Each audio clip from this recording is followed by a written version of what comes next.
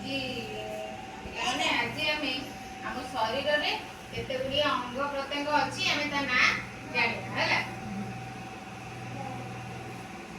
ଏଠି କୁହ ଆମର ଏଇଟା ହେଲା ମୁଣ୍ଡ ହେଲା, ଉପରେ ହେଲା ମୁଣ୍ଡ, ତାପରେ ଆଖି, ଏଟା ହେଲା କାନ, ଏଟା ହେଲା ନାକ, ଏଟା ହେଲା ପାଟି, ଏଟା ହେଲା ଓଠ, ଏଟା ହେଲା ଗାଲ, ଏଟା ହେଲା ବେକ, ଏଟା ହେଲା ଛାତି, ଏଟା ହେଲା ପେଟ, ଏଟା ହେଲା ହାତ, ଏଟା ହେଲା କାନ୍ଧ କାନ୍ଧ, ଏଇଟା ହେଲା କହୁଣି, ଏଇଟା ହେଲା ଆଙ୍ଗୁଠି, ଏଇଟା ହେଲା ଟୋଟାଲ ହେଲା ଗୋଡ଼, ଏଇଟା ହେଲା ପାଦ, ଏଇଟା ହେଲା ଆଣ୍ଠୁ, ପଛ ହେଲା ପିଠି ହେଲା। ଏତେବେଳେ ଯାଇକି ମୁଁ ପଚାରିବି ତମେ ତମର କହିବ ହେଲା। ଏଇଟା କ'ଣ? ଏଇଟା କ'ଣ? କାନ। ଏଇଟା କ'ଣ? ନାକ। ଏଇଟା କ'ଣ? ଓଠ। ଏଇଟା କ'ଣ?